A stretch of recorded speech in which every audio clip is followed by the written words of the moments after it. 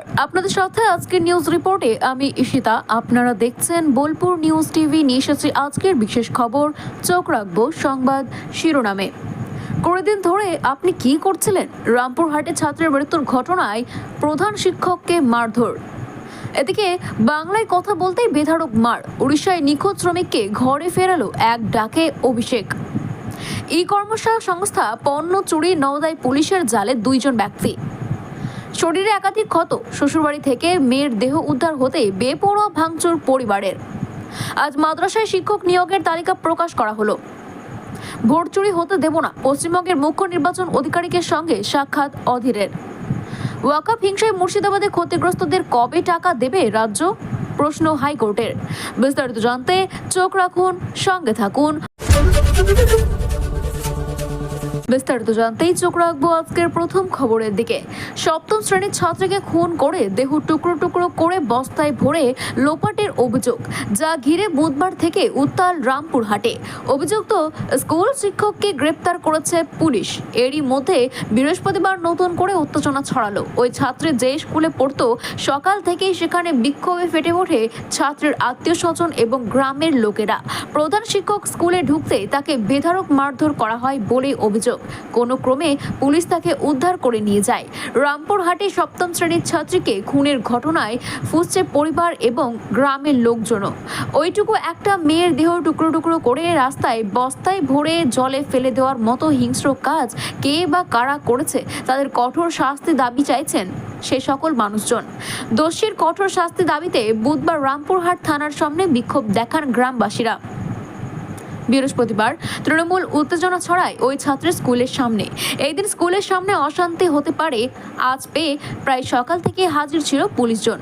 তবে গ্রামবাসী এবং পরিবারের লোকেরা ক্ষোভে ভেঙে পড়ছিল সেই স্কুলের ওপরে। সেখানে পুলিশও কার্যত দিশাহারা হয়ে পড়েছিল। প্রধান শিক্ষক স্কুলে আসতেই তার ওপরে তুমুল চিৎকার চেঁচামেচি শুরু করেন। প্রধান শিক্ষককে মারধর করতে শুরু করেন সেই সমস্ত লোকজনেরা। পুলিশের হাত থেকে কার্যত ছিনিয়ে নেওয়ার চেষ্টা করা হলো প্রধান শিক্ষককে।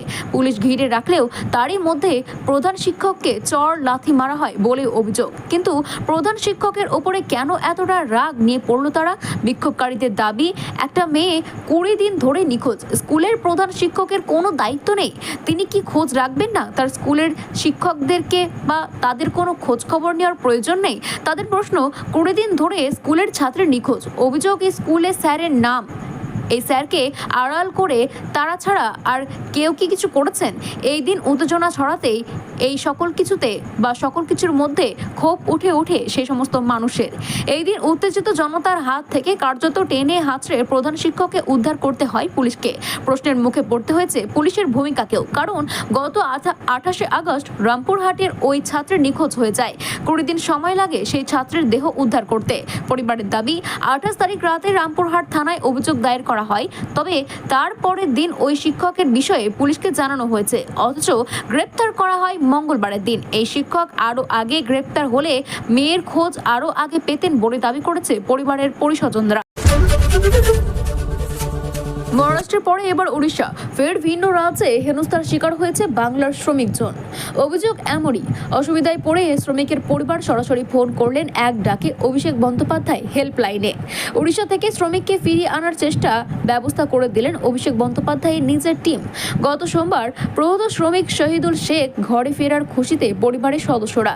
মুর্শিদাবাদ জেলার জঙ্গিপুর বিধানসভার রঘুনাথগঞ্জ থানার মির্জাপুর পঞ্চায়েতের বোধপুর গ্রামের বাসিন্দা শহীদুল শেখ গত 6 সেপ্টেম্বর বাড়ি থেকে উড়িষ্যার উদ্দেশ্যে রওনা দেন তিনি। ভুবনেশ্বরের উত্তর শহরে রাজমিস্ত্রির কাজের জন্য গিয়েছিলেন শহীদুল। গত 7 সেপ্টেম্বর সেখানে পৌঁছানোর পর থেকে তার সঙ্গে যোগাযোগ বিচ্ছিন্ন হয়ে যায় পরিবারের সদস্যদের।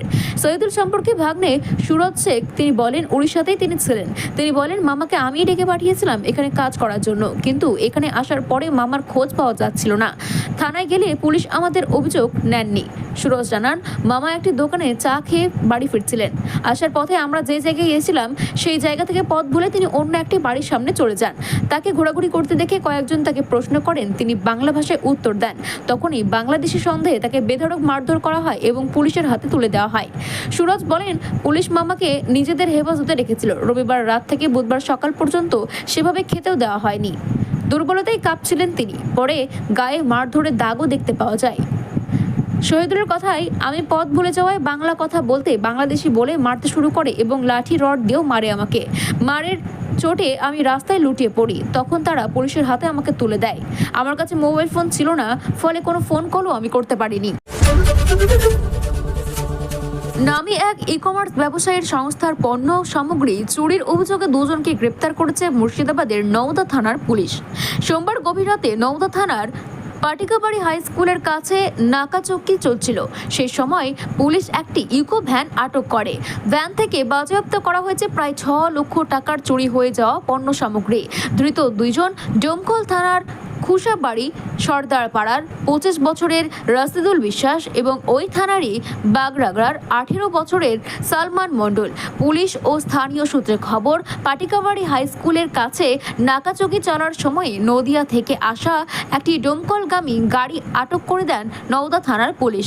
পণ্য বোঝাই করা ছিল ওই গাড়িটিতে। গাড়ির মধ্যে থাকা দুইজনকে ওই পণ্য সামগ্রী বহন করার চালান দেখতে চায় পুলিশজন, কিন্তু তার কোনো চালান পুলিশকে দেখাতে পারেনি তারা। এরপরে পুলিশ গাড়িতে বা গাড়ি সমেত তাদের থানায় নিয়ে যায়। জেরা করে জানতে পারা যায় সেগুলি চুরি করা জিনিস। এরপরে ওই দুজনকে গ্রেপ্তার করে পুলিশ। পুলিশ জানায়, গাড়ি থামিয়ে চালান দেখতে চাওয়া হলে তাদের কাছে কোনো বৈধ নথি দেখতে পাননি তারা, উল্টে পারস্পরিক বিরোধিতার বক্তব্য দেন। পুলিশ তারপরে গাড়ি থেকে 24 ধরনের জিনিসপত্র বাজেয়াপ্ত করেন। তার মধ্যে রয়েছে ইলেকট্রনিক গ্যাজেট, মেশিন, জলের বোতল, জুতো সহ বিভিন্ন প্রয়োজনীয় পণ্য সামগ্রী। বেলডাঙ্গায় এসডিপিও উত্তম করায় তিনি জানিয়েছেন, নামে এক ই-কমার্স ব্যবসায়ীর সংস্থার অর্ডার দেওয়ার পরে ক্যাশ অন ডেলিভারি সামগ্রী ক্রেতারা অনেক সময় ফেরত পাঠিয়ে দেন। পলিসি রিটার্ন অনুযায়ী 7 দিনের মধ্যে ফেরত পাঠান ক্রেতারা। সেই সামগ্রী কোম্পানিতে না পাঠিয়ে বাজারে কম দামে বেচে দেয় এই চক্রটি। এই চক্রে দুজনকে গ্রেপ্তার করেছে পুলিশ। গৃহবধূর অস্বাভাবিক মৃত্যু, শরীরে একাধিক আঘাতের চিহ্ন, খুন করা হয়েছে বলে অভিযোগ। মৃতের বাপের বাড়ির লোকজন এই অভিযোগটি করেছেন। মৃতের নাম পাপিয়া গোপ, যার বয়স 25 বছর। বাপের বাড়ি বারাবণী গৌরন্ডি এলাকায়। যারা গিয়েছে, ঘটনায় জানাজানি হতে এলাকায় চরম উত্তেজনা ছড়িয়ে পড়ে রানীগঞ্জে। খবর পেয়ে উত্তেজিত শ্বশুরবাড়িতে ভাঙচুর চালান অভিযোগ করেছে বধূ পরিবারের সদস্যরা। আসানসোলের রানীগঞ্জের নিমচার আমকোলা গ্রামের এই ঘটনাটি ঘটে থাকে রবিবারের দিন। অভিযোগ, স্বামী পার্থ গোপ সহ শ্বশুরবাড়ির লোকেরা প্রায় পাপিয়াকে অত্যাচার করতেন। পাপিয়াকে বাপের বাড়ি থেকে অনবরত টাকা আনতে যাওয়ার জন্য চাপ দেওয়া হতো। কয়েকদিন আগে 1 লক্ষ টাকা আনতে চাপ তৈরি করে শ্বশুরবাড়ির লোকজনেরা। অভিযোগ, গৃহবধূ পাপিয়াকে খুন করা হয়েছে। ঘটনায় জানাজানি হতে গ্রামে গিয়ে ভাঙচুর চালায় বাপের বাড়ির সদস্যরা। একটি ভিডিও ভাইরাল হয়, সেটি পুলিশের হাতে তুলে দেওয়া হয়েছে। শ্বশুরবাড়ির সদস্যরা অর্থাৎ পার্থ গোপের বাড়ির লোকজন এখন বর্তমানে পালাতক। সেই বাড়িতে লাঠি দিয়ে দাপিয়ে বেড়াচ্ছে একদল যুবক। পরে বিশাল পুলিশ বাহিনী গিয়ে পরিস্থিতি নিয়ন্ত্রণে আনেন। মৃত গৃহবধূ স্বামীকে আটক করে রাখা হয়েছে পুলিশের দ্বারা। তাকে জিজ্ঞাসাবাদ করা চলছে। বাকিদের খোঁজে তল্লাশি চালাচ্ছেন পুলিশ। ওই দম্পতি 1 বছরের একটি কন্যা সন্তান আছে বলেও জানা গিয়েছে। মৃত মা রেখে গোপ বলেন, আমরা যখন এসে দেখি ততক্ষণে সব শেষ হয়ে গিয়েছিল। আমার মেয়েটিকে শেষ করে দিল ওরা, ওদের শাস্তি চাই। মৃতের শ্বশুরবাড়ির পাশে একজন বলেছেন, দোষীকে সাজা হোক, কিন্তু হঠাৎ করে দেখি বাইরের লোক এসে ওই বাড়ি ভাঙচুর করে গেল, এটা তো ঠিক নয়। পশ্চিমবঙ্গের মাদ্রাসা সার্ভিস কমিশন পরিচালিত 2023 সালের 7ম SLST শিক্ষক নিয়োগ পরীক্ষায় 17টি বিষয়ের ফল প্রকাশ হয়েছে বুধবারের দিন। এই দিন বিকালে 5টা নাগাদ তালিকা প্রকাশ করা হবে। একটি বিজ্ঞপ্তিতে জানিয়েছেন মাদ্রাসা সার্ভিস কমিশন, নবম, দশম এবং একাদশ দ্বাদশের 302টি শূন্য পদে ফল প্রকাশ করা হয়েছে। 2024 সালে 3 মার্চ পরীক্ষা হয়েছিল নবম, দশম, একাদশ, দ্বাদশের। প্রাথমিক, উচ্চ প্রাথমিক, নবম, দশম, একাদশ, দ্বাদশ শ্রেণীর মাদ্রাসায় মোট শিক্ষক শূন্য পদ ছিল 1729টি। পশ্চিমবঙ্গের মুখ্য নির্বাচন আধিকারিকের সঙ্গে সাক্ষাৎ করলেন অধীর রঞ্জন চৌধুরী। প্রদেশ কংগ্রেসের প্রাক্তন সভাপতি অধীর রঞ্জন চৌধুরী জানান, SIR প্রক্রিয়া যাতে স্বচ্ছ এবং নিরপেক্ষ হয় এবং কোনো বৈধ ভোটারের নাম যেন বাদ না যায়, এই আর্জি জানিয়ে পশ্চিমবঙ্গের মুখ্য নির্বাচন আধিকারিকের সাথে সাক্ষাৎ করেছি। স্পষ্ট জানিয়েছেন, আসন্ন SIR প্রক্রিয়া অবশ্যই স্বচ্ছ এবং নিরপেক্ষভাবে হতে হবে এবং একটিও বৈধ ভোটারের নাম যেন বাদ না যায় তা নিশ্চিত করা আবশ্যক। অধীর রঞ্জন চৌধুরী জানিয়েছেন। তিনি আরও জানান, একই সঙ্গে নির্বাচন কমিশনকে অনুরোধ করেছি মানুষের মনে আতঙ্ক এবং বিভ্রান্তি দূর করতে ব্যাপক সচেতনমূলক প্রচার করতে হবে এবং জনগণের বিশ্বাস অর্জন করতে হবে। তার মন্তব্য, আমাদের নেতা শ্রী রাহুল গান্ধীর নেতৃত্বে যে ভোট অধিকার রক্ষার আন্দোলন চলছে তার আবহে সাধারণ মানুষ, বিশেষ করে বঞ্চিত এবং প্রান্তিক সম্প্রদায়গুলি যেন কোনো রকম ভাবে তাদের ভোট অধিকার থেকে বঞ্চিত না হয়। ওয়াকফ বিল সংশোধনী আইন 2025 এর প্রতিবাদে মুর্শিদাবাদে যে অশান্তি ছড়িয়ে পড়েছিল তাতে ক্ষতিগ্রস্ত ক্ষতিপূরণ কবে পাবেন বা কবে দেবেন রাজ্য সরকার তা প্রশ্ন উঠেছে অনেক। এক সপ্তাহের মধ্যে আদালত তা জানানোর নির্দেশ দিল কলকাতা হাইকোর্টের বিচারপতি সৌমেন সেন এবং বিচারপতি রাজা বসু চৌধুরী ডিভিশন বেঞ্চ। একই সঙ্গে পুজোর আগে যাতে তারা টাকা পেয়ে যায় তাও দেখতে বলেছেন হাইকোর্ট। পুজোর আগে যাতে ক্ষতিপূরণের টাকা পান সেই বিষয়ে রাজ্যের পদক্ষেপ করা উচিত বলে মনে করেন হাইকোর্ট।